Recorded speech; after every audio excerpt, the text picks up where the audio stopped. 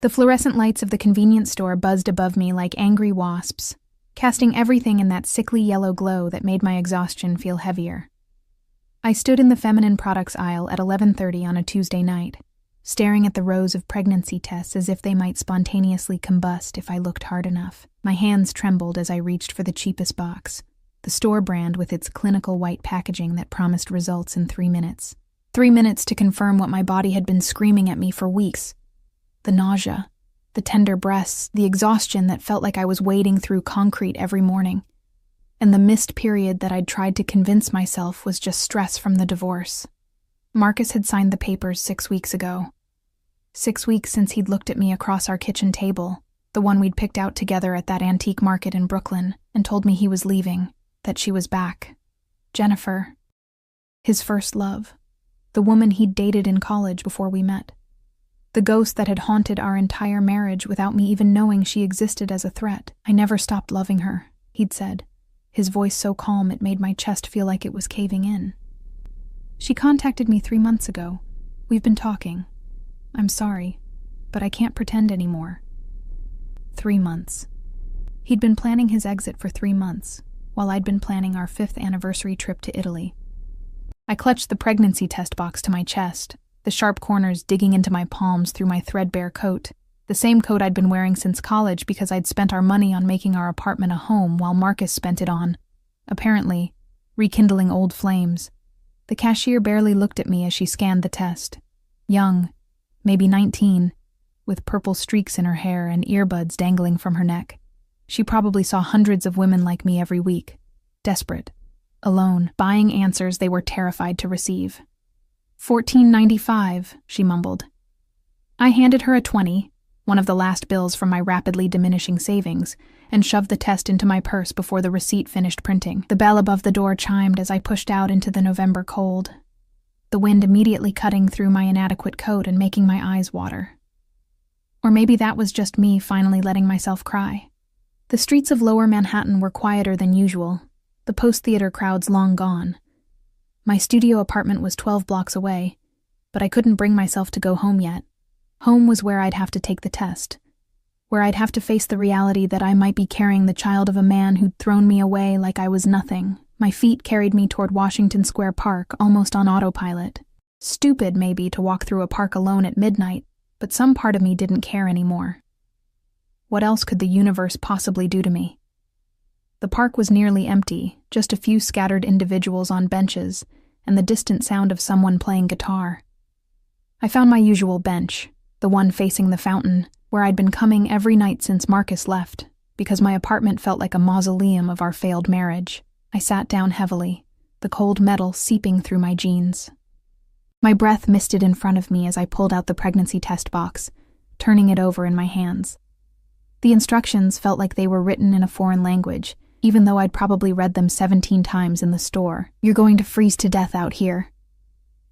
The voice came from behind me, deep and smooth like aged whiskey. I jumped, nearly dropping the box, and twisted around to find a man standing a few feet away. My heart hammered against my ribs, not just from being startled, but from the sheer presence he commanded. He was younger than I expected from that voice, maybe early 30s, and beautiful in a way that felt dangerous. Dark hair swept back from a face that could have been carved from marble, sharp cheekbones and a jaw that looked like it could cut glass. But it was his eyes that made my breath catch. Dark, almost black in the streetlight, and fixed on me with an intensity that made me feel like he could see straight through to my bones. He wore a black wool coat that probably cost more than my entire wardrobe, tailored perfectly to broad shoulders. No gloves despite the cold, and when he moved closer, I caught the scent of something expensive. Cedar and bergamot, and something else I couldn't name, but that made my pulse quicken. I'm fine, I managed, my voice coming out smaller than I intended. I clutched the pregnancy test box tighter, trying to hide it against my stomach. His eyes flicked down to my hands, and I saw the moment he registered what I was holding. Something shifted in his expression. Not judgment exactly, but a sharpening of interest that made the hair on the back of my neck stand up. Are you? He moved around the bench with a fluid grace that reminded me of a predator. Not threatening exactly, but absolutely certain of his place in the world. You've been sitting on this bench every night for 2 weeks. Same time. Same lost expression. My mouth went dry. He'd been watching me? I haven't noticed you, I said, hating how my voice shook. You weren't supposed to. He sat down on the opposite end of the bench, not close enough to touch, but near enough that I could feel the heat radiating from him. Or maybe that was just my imagination. You always sit here for exactly 47 minutes, then walk home, alone, in the dark, through streets that aren't safe for a woman by herself. Are you threatening me? The words came out sharper than I felt, some distant part of my survival instinct finally kicking in. No.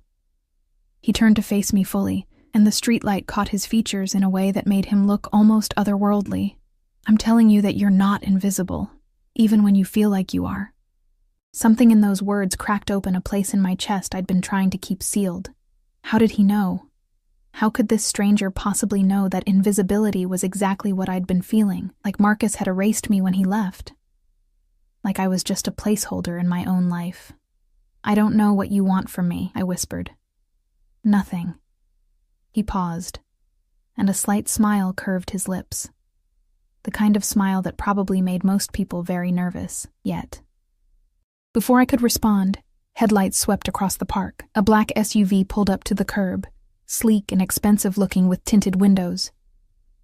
The back door opened, and a man in a dark suit stepped out, clearly a driver or bodyguard, built like a brick wall and scanning the park with the kind of alertness that screamed professional security. The man beside me stood in one fluid movement. You should go home. Take the test. Whatever the result is, you deserve better than sitting alone in the cold, punishing yourself for someone else's failure. You don't know anything about me, I said, but it came out weak. I know you've lost weight you couldn't afford to lose. I know you haven't bought yourself anything new in months. That coat is at least 5 years old. I know you work at the Italian restaurant on Sullivan Street because you smell like garlic and basil every night, and you're always counting tips in your purse before you sit down. He tilted his head, studying me with those unsettling dark eyes. I know you're stronger than you think you are, even if you don't believe it yet. My throat felt tight. Why do you care?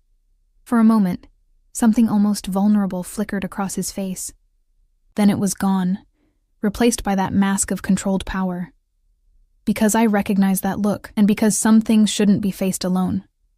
He turned to walk toward the waiting SUV, and I found myself speaking before I could stop myself. Wait, what's your name? He paused, glancing back over his shoulder.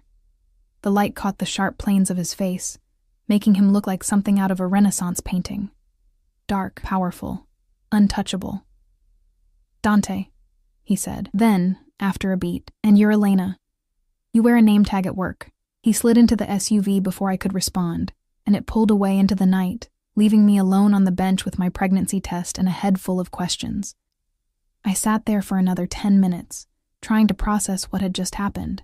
A stranger had been watching me for 2 weeks, knew my routine, knew details about my life that should have terrified me.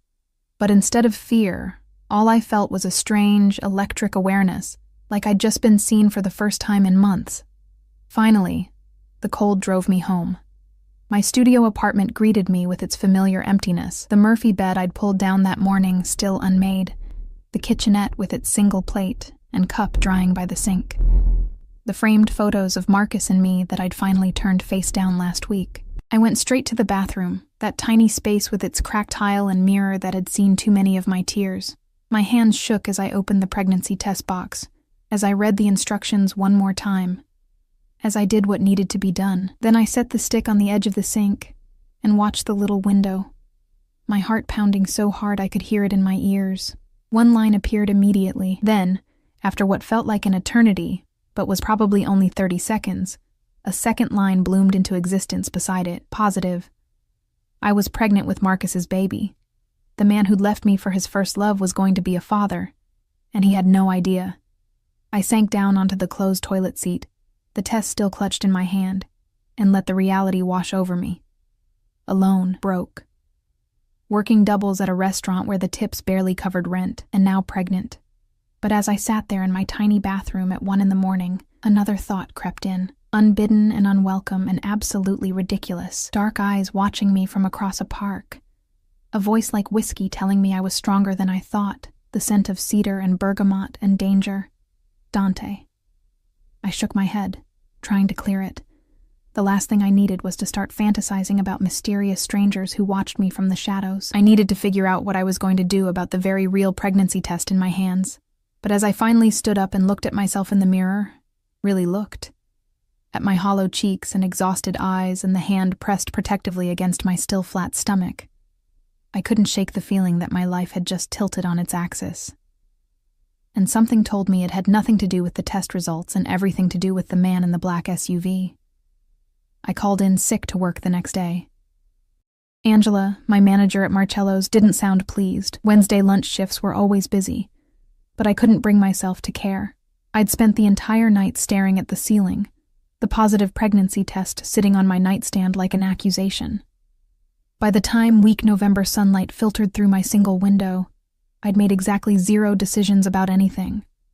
The knock on my door at 9:30 made me jump so hard I spilled the chamomile tea I'd been nursing. I wasn't expecting anyone. The mailman never came this early, and I'd successfully avoided everyone I knew since the divorce. I shuffled to the door in my oversized sleep shirt, one of Marcus's old college shirts that I should have thrown away but couldn't quite bring myself to, and peered through the peephole. A woman stood in the hallway, tall, elegant, probably in her 40s, wearing a charcoal gray suit that screamed money and power. Her dark hair was pulled back in a sleek bun, and she held a large shopping bag with handles that looked like they came from somewhere obscenely expensive. Elena Rodriguez? Her voice carried through the door, accented, but I couldn't place from where. European, maybe. I have a delivery for you. I didn't order anything, I called back, my hand on the deadbolt but not opening it. It's from Mr. Salvatore. He insisted it be delivered this morning. My heart stuttered. Salvatore. Not Dante. He'd only given me his first name, but somehow I knew it was him, had to be.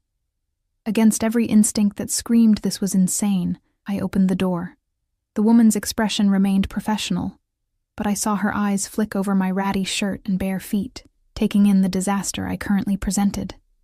To her credit, her face showed nothing but polite courtesy. May I come in?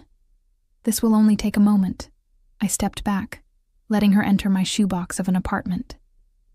She didn't comment on the size or the threadbare furniture or the general air of depression that probably clung to everything. She simply set the shopping bag on my small table and pulled out a box. Not just any box. A coat box from Burberry. Mr. Salvatore noticed you seemed cold last night, she said, opening it to reveal the most beautiful coat I'd ever seen. Cashmere, in a deep charcoal gray that would go with everything. Classic cut. The kind that would last years, the kind I could never afford in a million years. I can't accept this. The words came automatically, even as my fingers itched to touch the fabric. He anticipated you might say that. She pulled out an envelope, handing it to me. He asked me to give you this. The envelope was heavy stock, cream-colored, with my name written in bold masculine handwriting across the front. I opened it with trembling fingers. Elena. Consider it a loan if it makes you feel better. Nobody should freeze while making decisions that will change their life. The car will pick you up at 8 p.m. tonight. Wear something comfortable. We need to talk. D. The car? I looked up at the woman, who was already pulling more items from the bag. A bottle of prenatal vitamins.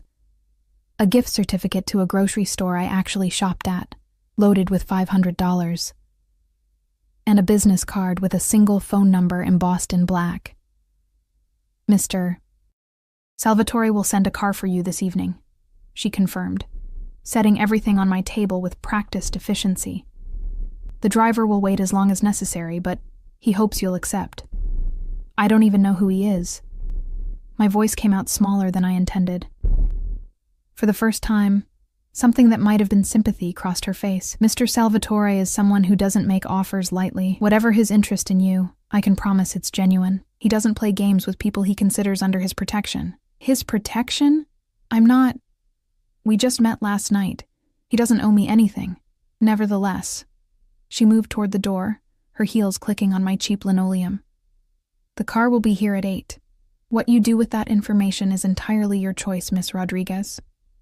She left before I could form another protest, the door clicking shut with a finality that felt significant. I stood in my apartment, staring at the coat box and the vitamins and the gift certificate, my mind spinning. This was insane. You don't accept expensive gifts from strangers. You don't get in cars with men you don't know, no matter how intense their eyes or how much they claim to understand your pain. But as I lifted the coat from its box, feeling the weight of the cashmere in my hands, breathing in that scent of newness and quality, something in me cracked. When was the last time someone had noticed I was cold? When had Marcus ever paid attention to details like my threadbare coat, or the weight I'd lost, or the sadness I carried like a second skin? I hung the coat in my closet, telling myself I'd return it. Then I made myself eat something. Crackers and ginger ale, the only things that didn't make my stomach revolt. I took one of the prenatal vitamins. I sat on my bed and stared at that business card for an hour. At 7:30, I was standing in front of my closet, trying to figure out what something comfortable meant when you were meeting a mysterious stranger who'd been watching you and apparently had enough money to casually drop a $1,000 coat on someone he'd spoken to for 5 minutes. I settled on my only pair of dark jeans that still fit and a soft navy sweater that didn't have any stains. The new coat went on last, and I couldn't help but notice how it transformed everything. Suddenly, I didn't look quite so much like a woman falling apart. The knock came at exactly 8 o'clock. The same brick wall of a man from last night stood in my hallway, but this time I could see him clearly. Mid-40s, with a scar running through his left eyebrow and eyes that had seen things most people couldn't imagine. He wore a black suit that barely contained his frame, and when he spoke, his voice was gravel and concrete. "Miss Rodriguez, I'm Tony. I'll be driving you this evening." "Where are we going?" I asked, not moving from my doorway. "Mr. Salvatore has a table reserved at his restaurant. He thought you might be more comfortable somewhere public for your first real conversation." Something about that eased a fraction of my anxiety. Public meant safe. Public meant I could leave if things got weird. "Okay," I heard myself say. "Let me just grab my purse." The SUV was even more impressive up close. The interior smelled like leather and something else. Gun oil, maybe, though I wouldn't know why I thought that. Tony opened the back door for me, and I slid into seats that probably cost more than my monthly rent. We drove through Manhattan in silence. I watched the city blur past the tinted windows, my hands twisted in my lap. The new coat felt like armor, or maybe a costume for whatever role I was about to play. We pulled up in front of a restaurant in Tribeca that I'd walked past 100 times but never dreamed of entering. Giardino Nero, the Black Garden. No sign outside, just a simple bronze plaque beside a heavy wooden door, the kind of place where you needed a reservation months in advance and a bank account with several zeros. Tony opened my door, and suddenly Dante was there, emerging from the restaurant's entrance like he'd been waiting. He wore all black tonight, slacks and a fitted shirt with the sleeves rolled to his forearms, revealing tanned skin and what looked like the edge of a tattoo on his left wrist. His hair was slightly disheveled, like he'd run his hands through it, and those dark eyes locked onto me with an intensity that made my breath catch. Elena. My name on his lips sent a shiver down my spine that had nothing to do with the cold. "Thank you for coming." "I'm not sure I had much choice," I said, trying to sound braver than I felt. "Your assistant was very persuasive." A slight smile curved his mouth. "Maria has that effect, but you always had a choice. You could have thrown everything in the trash and ignored the car." "The vitamins were a nice touch," I admitted. "How did you know?" "The same way I knew about the coat and the weight loss." He offered me his arm, a surprisingly old-fashioned gesture. "I pay attention." I hesitated only a moment before taking it. His arm was solid beneath my hand, radiating warmth through the expensive fabric of his shirt. He led me into the restaurant, and I tried not to gape. The interior was stunning, dark wood and soft lighting, with actual olive trees growing in massive planters throughout the space. White tablecloths and crystal glasses, and the kind of quiet elegance that made me acutely aware of my Target jeans and secondhand sweater. But Dante didn't seem to notice or care. He guided me past the hostess stand. The woman behind it immediately straightened when she saw him, murmuring, "Mr. Salvatore," with something that looked like reverence and fear. and toward a private section at the back. Our table was tucked into an alcove, separated from the main dining room by a wall of glass and trailing ivy, private but visible, intimate but safe. Another man stood nearby, younger than Tony but with the same alert awareness. Security, I realized. Dante had security watching while we ate. Is this necessary? I gestured vaguely to the guard.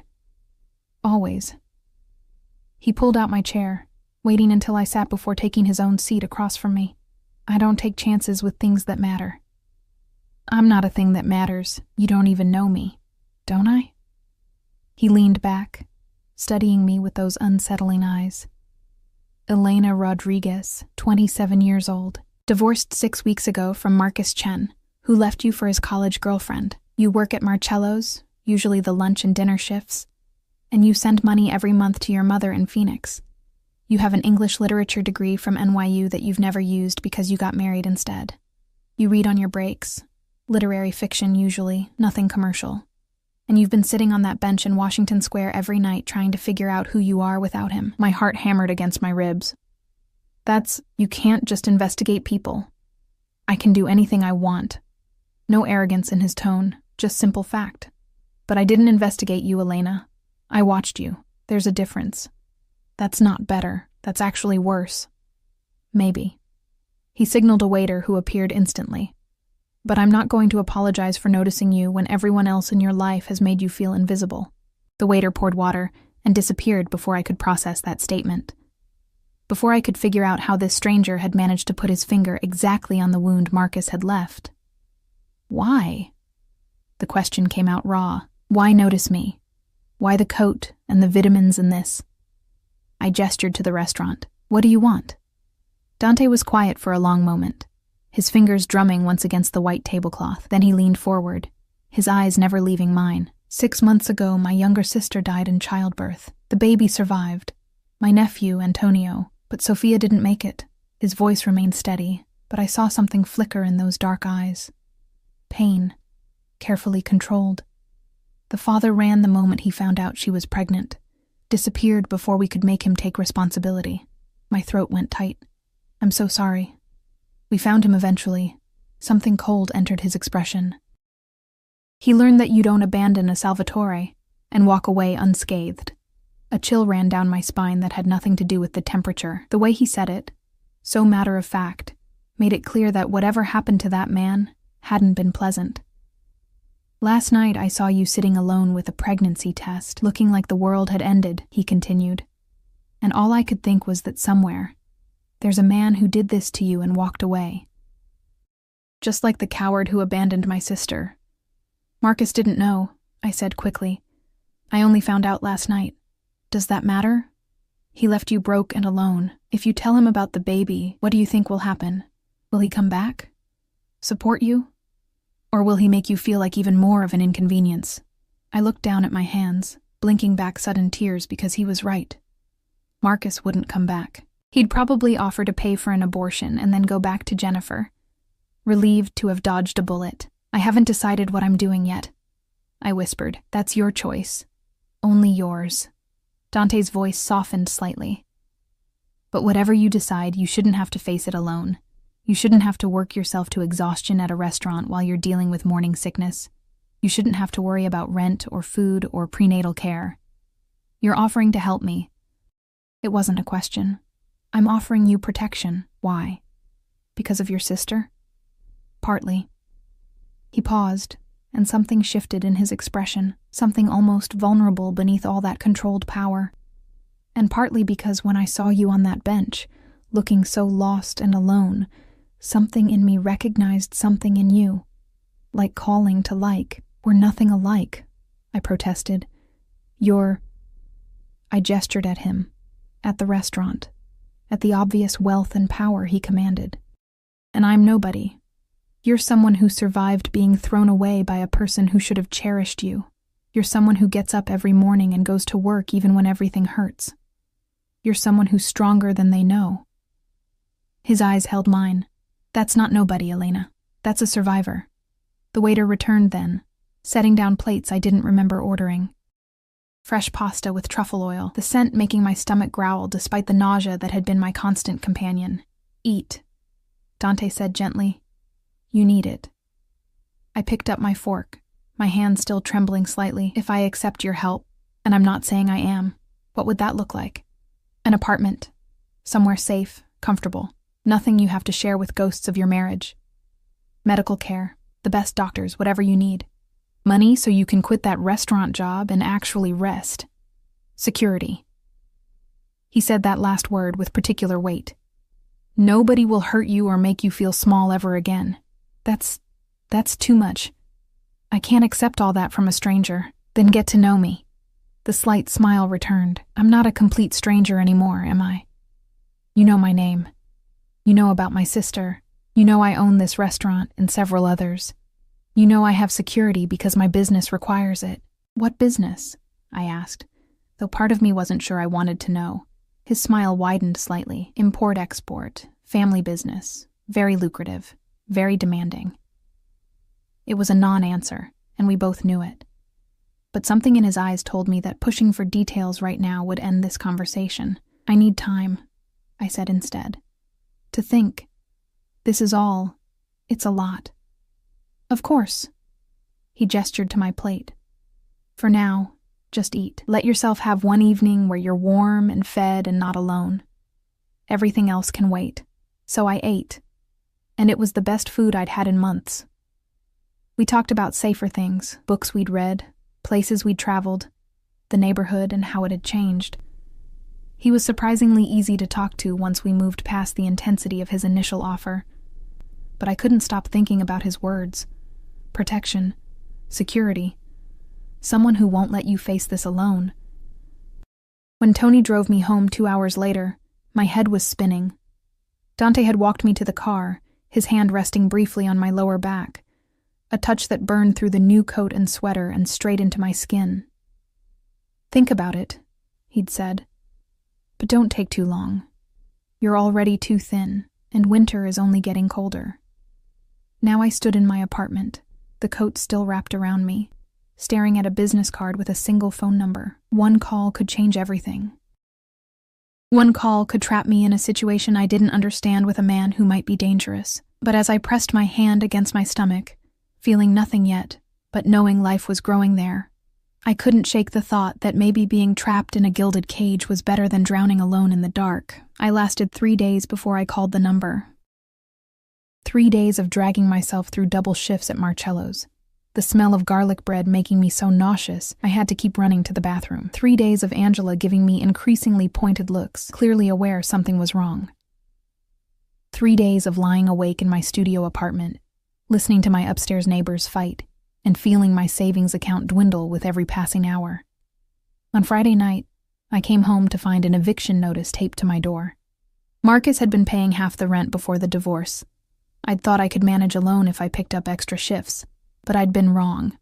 The landlord wanted 2 months back rent by the end of the week, or I was out. I sat on my bed, still unmade because what was the point, and stared at that business card until the numbers blurred. Then I picked up my phone and dialed before I could talk myself out of it. He answered on the second ring. "Elena." Not a question. Like he'd been waiting for my call, his phone programmed with my number even though I'd never given it to him. "I need help." The words tasted like ash in my mouth. "You were right. I can't do this alone." Silence on the other end, but I could hear him breathing. Then, "Where are you?" "Home. My apartment. I just got an eviction notice. Pack a bag. Essentials only. Tony will be there in 20 minutes. "Wait, I didn't mean..." 20 minutes, Elena. Anything you can't carry. We'll send someone for tomorrow." His voice was firm, but not unkind. "You're not spending another night in that place." He hung up before I could argue. I stood there for a moment, phone still pressed to my ear, wondering what I'd just done. Then the reality crashed over me. I'd just accepted help from a man I barely knew. A man with security guards and vague answers about his business. A man who'd been watching me from the shadows for weeks. But I was out of options. And something in Dante's voice when he talked about his sister, the pain beneath that controlled exterior, made me believe he understood what it felt like to be desperate. I packed quickly. Clothes, toiletries, my laptop, the few books I couldn't bear to leave behind. The framed photo of my mother from before she got sick. Everything fit into 2 duffel bags in my backpack. A pathetic summary of 27 years of life. I was sitting on the edge of my bed, bags at my feet, when the knock came. Tony stood in the hallway, his expression carefully neutral as he took in the eviction notice still taped to my door. "Ready, Miss Rodriguez? Is this insane?" I asked him. "Be honest with me." Something that might have been sympathy flickered across his scarred face. "Mr. Salvatore doesn't make promises he doesn't keep. If he said he'll protect you, he will. With his life, if necessary. Why would he do that for someone he doesn't know?" "You'll have to ask him that yourself." Tony picked up my bags like they weighed nothing. "But I've worked for him for 8 years. I've never seen him take an interest in anyone the way he has with you." That should have been reassuring. Instead, it made my pulse quicken with something that felt dangerously close to anticipation. The drive took us deeper into Manhattan, toward neighborhoods I'd only ever walked through during the day, staring at buildings I'd never be able to afford. Tony pulled up in front of a sleek high-rise in the West Village, all glass and steel and doormen in uniforms. "This is where Dante lives?" I asked, staring up at the building. "One of his properties." Tony opened my door. "He keeps several residences for security reasons. This one is his favorite." The lobby was all marble and modern art, with a concierge desk manned by someone who clearly recognized Tony immediately. We bypassed the regular elevators for a private one in the back, one that required a key card to access. The elevator opened directly into a penthouse apartment. I stepped out into a space that could have fit my entire studio 6 times over. Floor-to-ceiling windows overlooked the city. The lights of Manhattan spread out like fallen stars. Hardwood floors, minimalist furniture that was somehow both modern and comfortable, and art on the walls that might have been original pieces worth more than I'd make in a lifetime. Dante stood by the windows, his back to me, talking quietly into a phone. He wore dark slacks and a white shirt with the sleeves rolled up, and even from behind he radiated that same controlled power I'd noticed the first night. He ended the call as Tony set down my bags, turning to face me.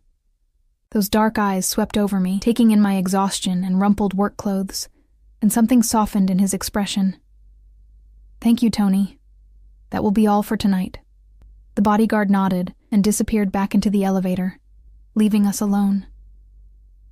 "This is too much," I said into the silence. "I can't. This is your home." "This is one of my homes," he corrected, moving toward me with that fluid grace. "And you're not staying here. I have an apartment ready for you 2 floors down." "I just wanted to talk before Tony took you there. 2 floors down. Still in this building. Still close enough that he could, what? Watch over me? Keep tabs on me? Why?" The question burst out of me. "You keep saying you want to help, that you'll protect me, but I don't understand why. What do you get out of this?" Dante stopped a few feet away, close enough that I could smell that scent of cedar and bergamot that clung to him. "What do I get? Peace of mind, knowing you're safe. The satisfaction of helping someone who deserves better than what life has given her. And maybe..." He paused, something almost uncertain crossing his face. "Maybe the chance to make up for the fact that I couldn't save my sister." "I'm not your sister." "No." His eyes held mine. "You're not."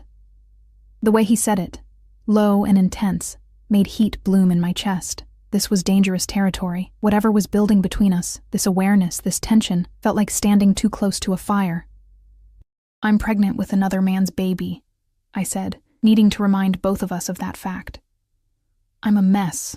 I'm broke. I'm beautiful." The word stopped me cold. Strong. Resilient.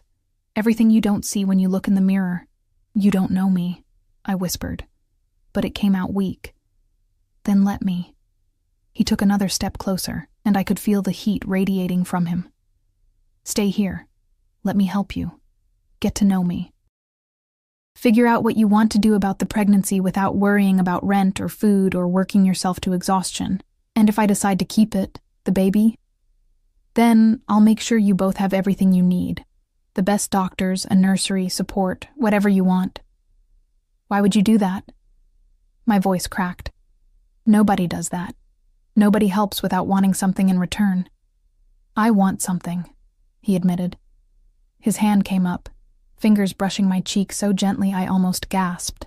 I want to see you smile. Really smile, not that fake thing you give customers at the restaurant. I want to watch you stop looking over your shoulder, waiting for the next disaster. I want... He stopped himself, jaw tightening like he'd said too much. What? I breathed. I want you to feel safe. His thumb traced my cheekbone, and I realized I was trembling. Because when I look at you, Elena, I see someone who hasn't felt safe in a very long time, and that I can fix. I should have stepped back, should have put distance between us, but I was so tired of being strong, of holding everything together alone. And the way he looked at me, like I mattered, like I was worth protecting, made something in my chest crack wide open. Okay, I heard myself say. But I have conditions. A slight smile curved his lips. Name them. I want to work. Maybe not at the restaurant, but something. I need purpose. Done. I'll find you something suitable. I want honesty. If I ask you a question, you answer it. No more vague non-answers about your business. His smile faded slightly. That one is more complicated. There are things I can't tell you, Elena. For your protection as much as mine. Then tell me what you can. But don't lie to me. I've had enough of lies. He studied me for a long moment, then nodded. I'll never lie to you. I may not always be able to tell you everything, but what I do tell you will be the truth. And if I want to leave, if this doesn't work out, something dark flickered in his eyes. You're not a prisoner. You can walk away whenever you want. But the way he said it, tight and controlled, made me wonder if he really meant it. Or if once I stepped fully into his world, leaving would be as simple as he made it sound. Show me the apartment, I said instead of pushing further. Relief crossed his face, so quick I almost missed it. He offered his arm again, and I took it, letting him guide me back to the elevator. 2 floors down, another key card, another door opening into another beautiful space. Smaller than his penthouse, but still larger than anywhere I'd ever lived. 1 bedroom with an actual bed, a real bed with a padded headboard and crisp white linens, a kitchen with granite countertops and appliances that looked brand new. A living room with a couch that faced windows overlooking a small private terrace. The refrigerator is stocked, Dante said, watching me take it all in. There's a washer and dryer in the closet by the bathroom. Building has a gym and a pool on the ground floor. Though I'd prefer you use the one in my penthouse when you want to swim. Better security. I turned to face him. You're serious about the security thing. Always. No hesitation. My life requires certain precautions. Anyone associated with me needs the same level of protection. What kind of import-export business requires this much security? His jaw tightened. The kind that operates in gray areas. The kind that made my family wealthy but also made us enemies. Are you in danger? The question came out before I could stop it, and I was surprised by how much the answer mattered. Always, he repeated, but softer this time. But I've been in danger my whole life, Elena. I know how to handle it, and I know how to keep safe the people He stopped himself again. The people under my protection. I wanted to ask what he'd been about to say, but exhaustion was catching up to me, the adrenaline from the eviction notice, and the move finally wearing off. I should let you rest, Dante said, reading my expression. But there's one more thing. He pulled a phone from his pocket, not his phone. A new one, still in the box. This is for you. My number is already programmed in, Tony's number, Maria's number. If you need anything, day or night, you call. I have a phone. That phone is registered to your old address, on a plan you can barely afford. This one is secure, paid for, and untraceable. He pressed it into my hands. Humor me. I took it because arguing felt like too much effort. Thank you for all of this. I know I keep saying I don't understand why, but thank you. Get some sleep. He moved toward the door, then paused. Elena, I meant what I said. You're safe now. Nobody will hurt you here. Not your landlord, not your ex-husband, not anyone.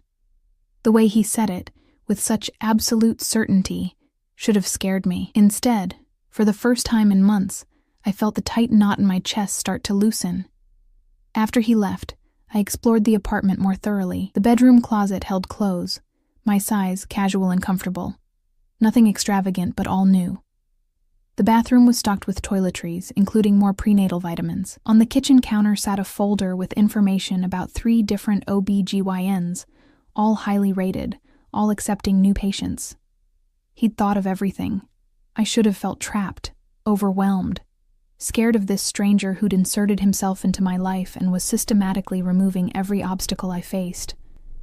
But as I finally crawled into that impossibly comfortable bed, wrapped in sheets that smelled like lavender and something expensive, all I felt was relief. And maybe, buried beneath the exhaustion and fear and uncertainty, something that felt dangerously like hope. I fell asleep wondering what I'd gotten myself into, and whether I'd just made the best decision of my life or the worst. I woke up to sunlight streaming through floor-to-ceiling windows, and, for a disorienting moment, had no idea where I was. Then, it all came rushing back. The eviction notice, the phone call, Dante's penthouse, and his dark eyes promising protection. My phone, the new one, showed 9:47 a.m. and 3 missed messages. Dante. Good morning. Doctor's appointment scheduled for 2 p.m. if you're comfortable with that. Dr. Sarah Chen comes highly recommended. Dante. Maria will bring you lunch at noon. She'll also take you shopping for anything else you need. Dante. I have meetings all day, but call if you need anything. Tony is downstairs. I stared at the messages, something warm and uncomfortable twisting in my chest. He'd been up early, arranging my life, making sure I was cared for. It should have felt controlling. Instead, it felt like being seen. I texted back, "Thank you. I'll be ready at 2. His response came immediately. Tony will drive you. And Elena? Try to eat breakfast. You're still too thin. I set the phone down, pressing my hand against my still flat stomach. The nausea was already creeping in, that familiar morning wave that made everything smell wrong. But I forced myself to the kitchen anyway, finding the refrigerator stocked with things I actually liked. Ginger ale, plain crackers, fresh fruit, Greek yogurt. Someone had paid attention to what I could stomach. Maria arrived at exactly noon with shopping bags from 3 different boutiques. She swept into the apartment like an elegant storm, her heels clicking on the hardwood. "Mr. Salvatore thought you might need more clothes," she said, setting everything on the couch. I took the liberty of selecting items appropriate for the season. If anything doesn't fit or isn't to your taste, we'll exchange it.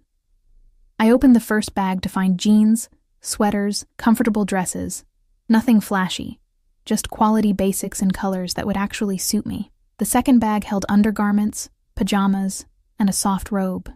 The third contained shoes, including a pair of sneakers I'd been eyeing at a store window for months, but couldn't justify buying. "This is too much," I said weakly. "Mr. Salvatore doesn't do things by halves." Maria's expression softened slightly. "He wants you comfortable. Let him do this." Over lunch, soup and bread that Maria had also brought, from some bakery that made everything taste like heaven. She told me more about Dante without me even asking. "I've worked for the Salvatore family for 15 years, she said, watching me eat with the same assessing look Dante sometimes wore. First for his father, now for him. He's not like his father was. Dante is harder in some ways, but also more careful, more controlled." What happened to his father? Heart attack. 5 years ago. Dante took over the business at 27. Some people doubted he could handle it. A small smile. They don't doubt anymore. And his mother? Died when he was 12. Cancer. It's just him and his nephew now after Sophia. She stopped, a flash of genuine pain crossing her face. She was a sweet girl, too trusting. The man who got her pregnant was, well, he won't be a problem anymore. The way she said it made ice slide down my spine. What did Dante do to him? Maria's eyes met mine, suddenly hard. Nothing the man didn't deserve. You don't abandon a pregnant woman, especially not a Salvatore. There are consequences for that kind of betrayal. I set down my spoon, my appetite suddenly gone. I need to know what kind of man I've accepted help from, what kind of business Dante really runs. Why? Will it change anything? You're already here, already under his protection, and you have nowhere else to go. It was harsh but true, and we both knew it. I deserve the truth, I said quietly. Maria studied me for a long moment, then sighed. The Salvatore family has been in New York for 4 generations. They started with legitimate businesses, restaurants, real estate, construction. But over time, they expanded into other areas. Import-export is accurate, but it's not wine and olive oil they're moving.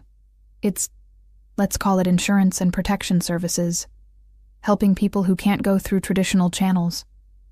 I couldn't quite say it. He's powerful. He's dangerous to his enemies. But he's also a man of honor, in his own way.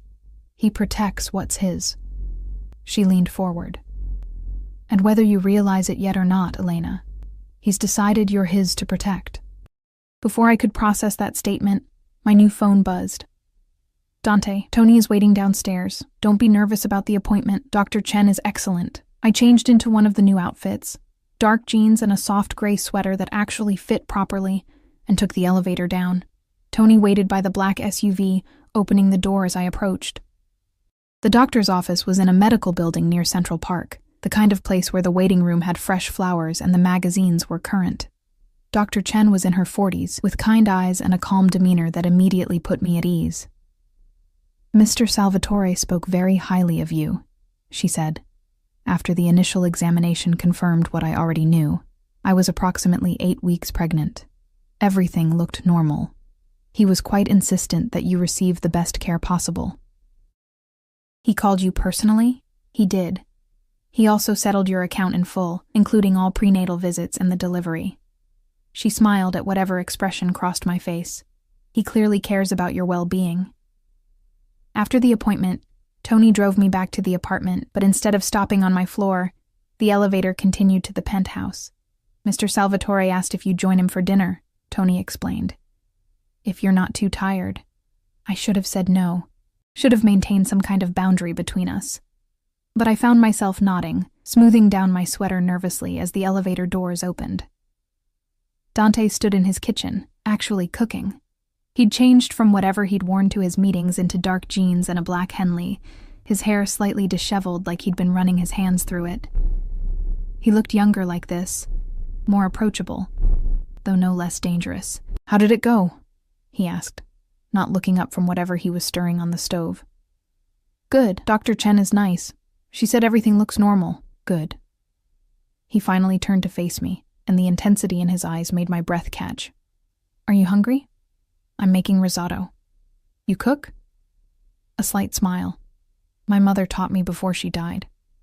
She said a man who can't feed himself is pathetic. I moved closer, watching him work.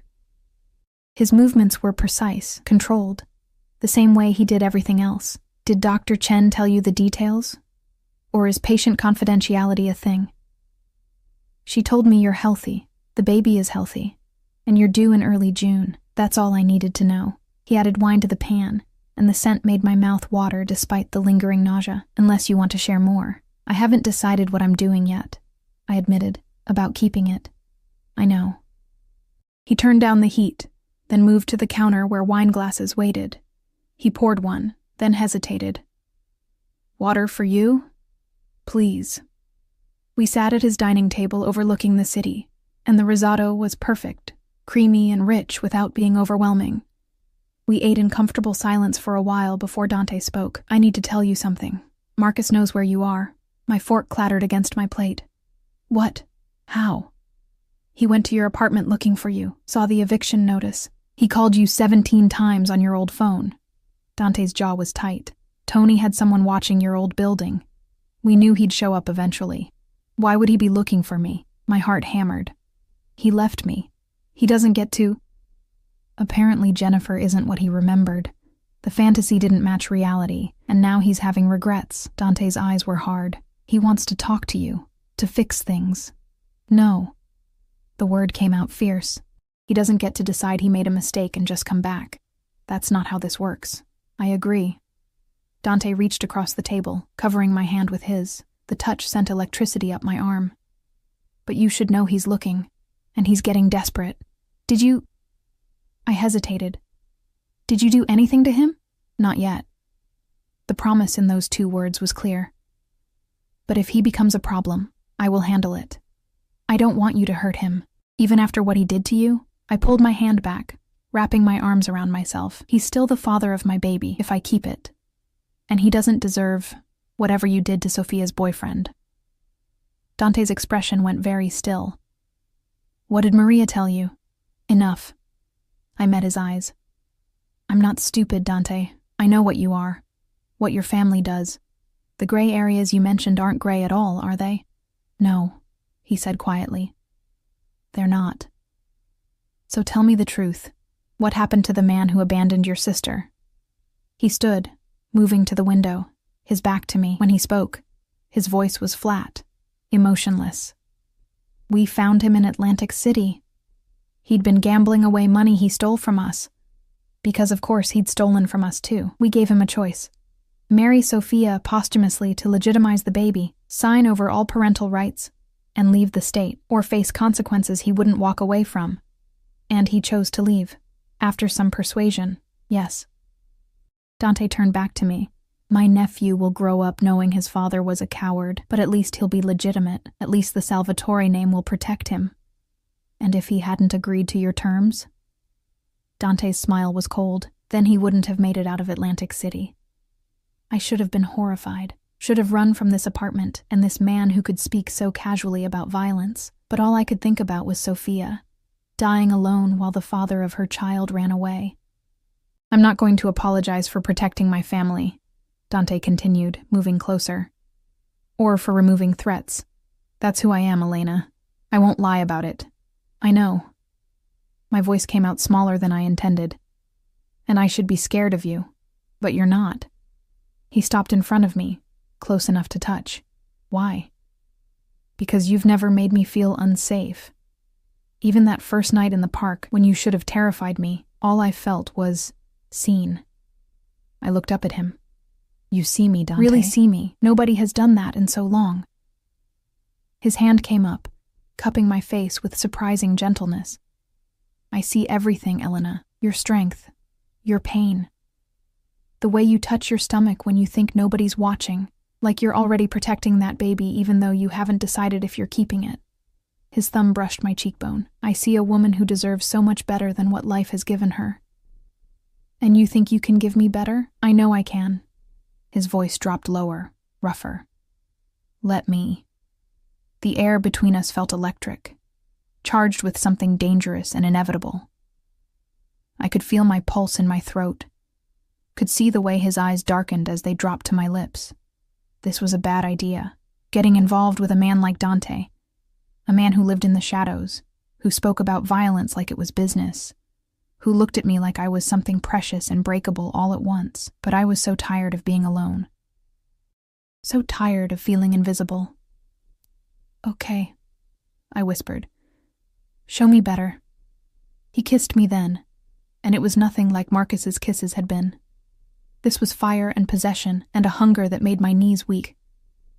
His hand tangled in my hair while the other wrapped around my waist, pulling me against him until I could feel the heat of his body through our clothes. I kissed him back, pouring months of loneliness and fear and desperate need into it. His answering groan vibrated through me, and when he finally pulled back, we were both breathing hard. I've wanted to do that since the first night, he admitted, his forehead resting against mine, sitting there looking so lost, and all I could think about was taking away your pain. You can't take it all away. Watch me. And in that moment, with his arms around me and the city lights spread out behind him, I almost believed he could. Almost believed that Dante Salvatore, dangerous, powerful, obsessive Dante, could actually keep me safe from everything that had broken me. I just didn't realize yet that the biggest danger might be falling for him. 2 weeks passed in a blur of doctor's appointments, quiet dinners in Dante's penthouse, and slowly learning to breathe again. He was true to his word about everything. Maria found me a job doing remote copy editing for one of the publishing houses Dante had connections with. Flexible hours, decent pay, work I could do from the apartment. The nausea started to ease as I entered my second trimester, and Dante was everywhere and nowhere all at once. Some nights he'd cook for me, teaching me his mother's recipes while telling stories about growing up in a world I couldn't quite imagine. Other nights he'd disappear for hours, returning with shadows in his eyes and tension in his jaw that told me his business had required his particular brand of attention. I didn't ask questions. Maybe I should have. But I was too comfortable in the cocoon he'd built around me. It was a Thursday afternoon when everything changed. I was working on my laptop in the living room, wrapped in the cashmere throw Dante had bought when he noticed I was always cold, when someone knocked on my door. Not the elevator. The actual apartment door. I checked the peephole and froze. Marcus. He looked terrible. Unshaven, hair unkempt, dark circles under his eyes. Nothing like the polished man who'd left me for his first love. Elena, please. He called through the door. I know you're in there. I just want to talk. My hand hovered over the doorknob. Part of me, the part that had loved him for 5 years, wanted to open it. Wanted to hear what he had to say, but I thought about Dante's warning, about Jennifer not living up to Marcus's fantasy, about him only coming back because his perfect reunion hadn't worked out. Go away, Marcus. Please. 5 minutes. That's all I'm asking. His voice cracked. I made a mistake, Elena. The biggest mistake of my life. Jennifer and I. It's not what I thought it would be. She's not. You're the one I should have fought for. Something that might have been pain flickered in my chest, but it was distant now, muted, like a bruise that had mostly healed. You don't get to do this, I said through the door. You don't get to leave me with nothing, let me struggle and suffer alone, and then decide you made a mistake when it's convenient for you. I know, God, I know, but please, let me make it right. Let me... The elevator dinged. I turned to see Dante step out, and the expression on his face made my blood run cold. Fury, barely leashed, radiating from him like heat. Tony was right behind him, along with another man I didn't recognize. Younger, with ice-blue eyes and a scar running down his neck. You need to leave, Dante said, his voice soft and deadly. Now. Marcus's eyes widened when he saw Dante, then narrowed when he took in the expensive clothes, the obvious authority, the way I instinctively moved closer to him. Who the hell are you? Marcus demanded.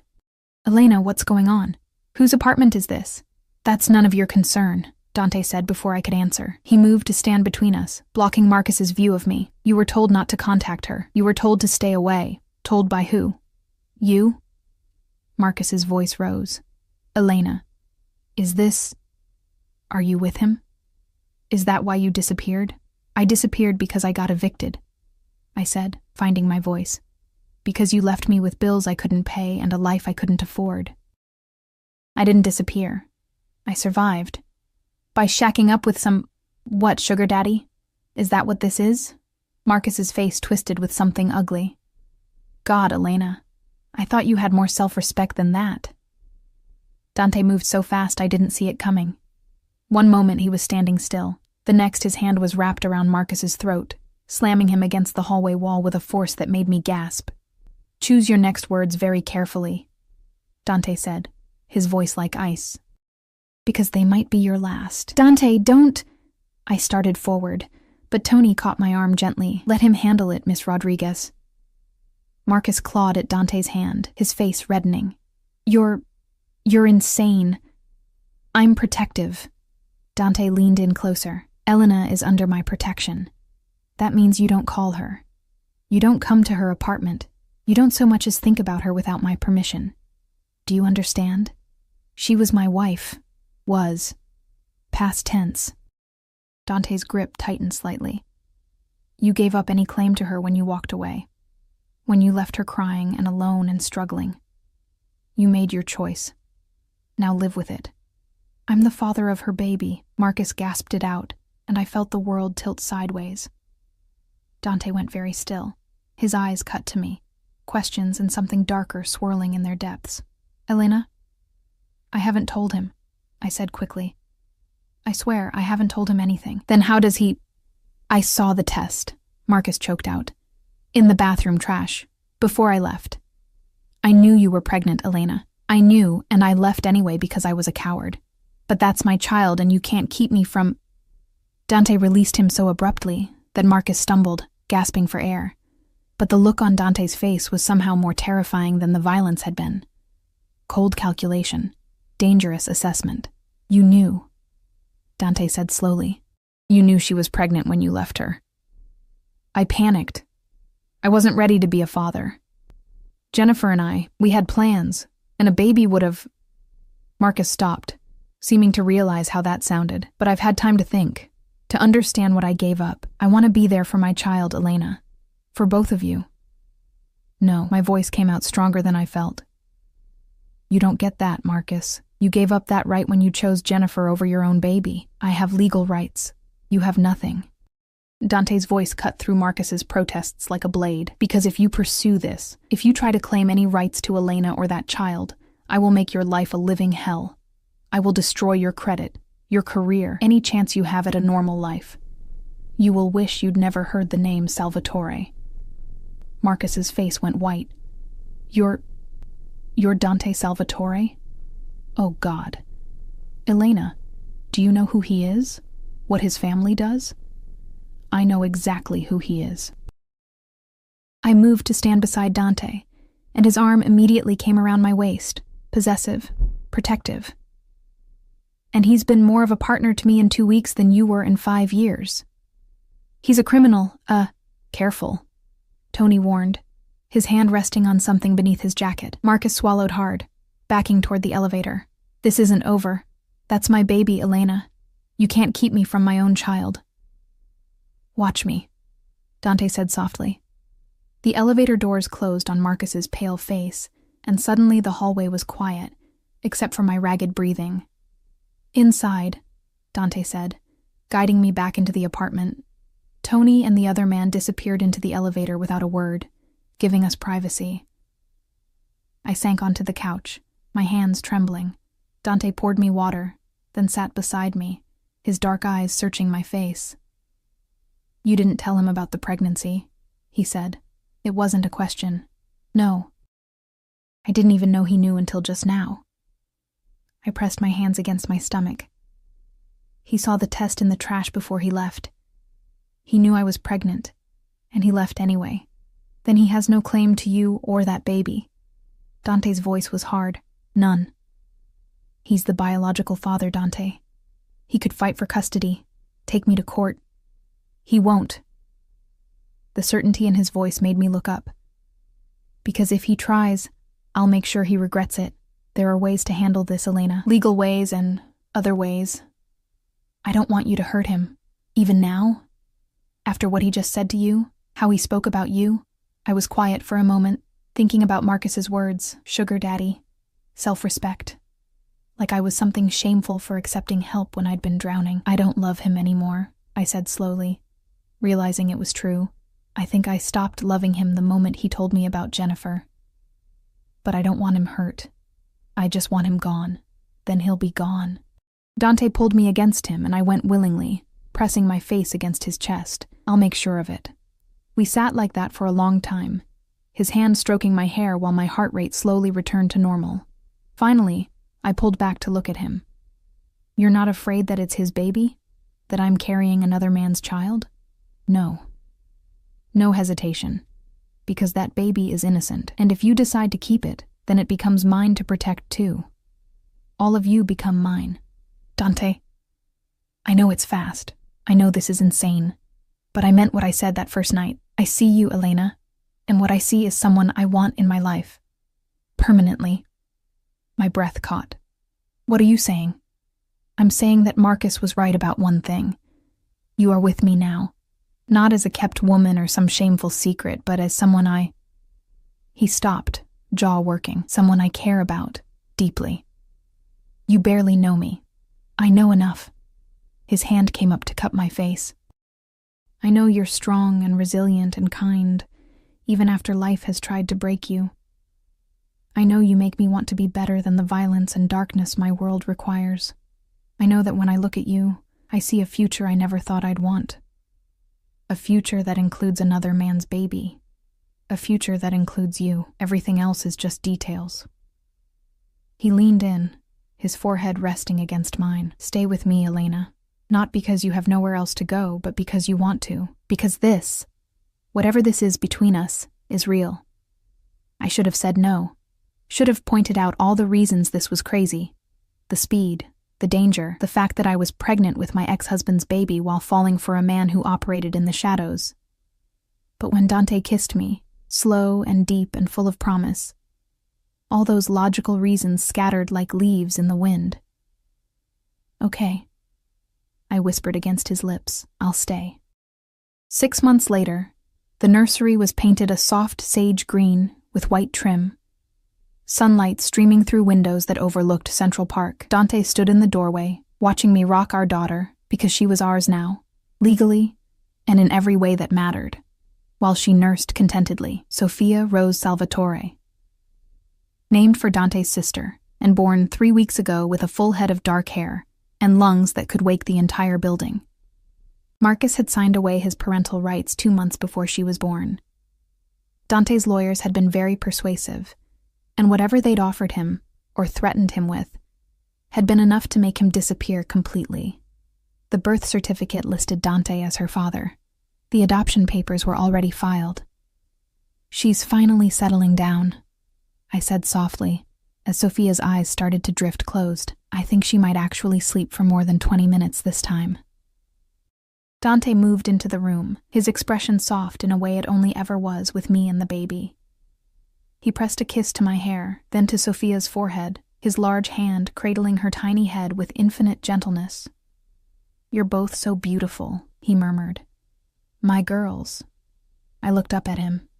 This dangerous man who'd inserted himself into my life when I was at my lowest, who'd built a fortress around me and refused to let me fall, who loved another man's child like she was his own blood. "I love you," I said, meaning it with everything I had.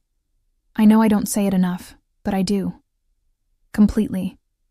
His eyes darkened with emotion. "I loved you from that first night, sitting alone in the cold, looking so lost. I wanted to fix everything for you, wanted to make you mine. You did fix everything. You saved me." "No." He cupped my face with his free hand, his thumb brushing my cheekbone. "You saved yourself, Elena. I just gave you a safe place to land." Sophia made a small sound, completely asleep now, her perfect rosebud mouth slack. I stood carefully, laying her in the crib Dante had assembled himself, refusing to let anyone else touch it, wanting to make sure every bolt was secure. He wrapped his arms around me from behind as we stood watching her sleep, and I leaned back against his solid warmth. "Are you happy?" he asked quietly. Deliriously, I turned in his arms to face him. "I never thought, after everything with Marcus, I never thought I'd find this, find you. You weren't supposed to find me. I was supposed to find you." A slight smile curved his lips. "Best stalking I ever did. Still creepy when you put it that way." "You weren't complaining last night when I pressed my hand over his mouth, laughing softly. Sophia is right there." He kissed my palm, then pulled me closer. "Marry me." I froze. "What?" "Marry me, Elena. Make this official. Give Sophia both our names. Let me wake up to you every morning and fall asleep with you every night for the rest of our lives." His eyes searched mine. "Say yes." My heart hammered against my ribs. We'd never talked about marriage, both of us still too aware of how fast we'd moved, how unconventional this all was. But standing in the nursery we'd built together, with our daughter sleeping peacefully nearby and this man who'd become my everything looking at me like I hung the moon, there was only one answer: yes. I reached up to kiss him. "Yes, Dante. I'll marry you." His smile transformed his face, making him look younger, lighter, like some of the darkness he carried had finally eased. He kissed me deeply, pouring everything he felt into it, and I kissed him back with equal fervor. When we finally pulled apart, both breathing hard, Sophia let out a tiny snore from her crib. Dante laughed. Actually laughed, the sound rare and precious. Our daughter has impeccable timing. Our daughter. I tested the words, loving how they felt. I like the sound of that. Good. Because you're both stuck with me now. He pulled me toward the door, his hand warm in mine. Let her sleep. I want to show you the ring I've been hiding for the last month, waiting for the right moment to ask. A month? You've been planning this? I've been planning this since the moment you said you'd stay. He led me to our bedroom. The penthouse had become home for all of us, and pulled a small velvet box from his nightstand drawer. The ring inside took my breath away. A simple platinum band with a princess-cut diamond, elegant and timeless. Nothing flashy. Nothing that screamed wealth, just beautiful. It was my mother's, Dante said quietly. The only thing of hers I kept. I want you to have it. Tears pricked my eyes as he slid it onto my finger. A perfect fit, like it had been made for me. I promise I'll take care of you, he continued, his voice rough with emotion. Both of you. For the rest of my life. You'll never be alone or scared or invisible again. You'll never doubt that you're loved, that you matter, that you're the most important thing in my world. I know. I cupped his face.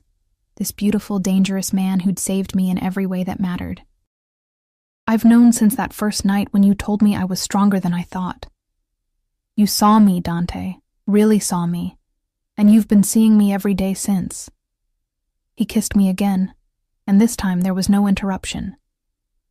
This time we had all the time in the world.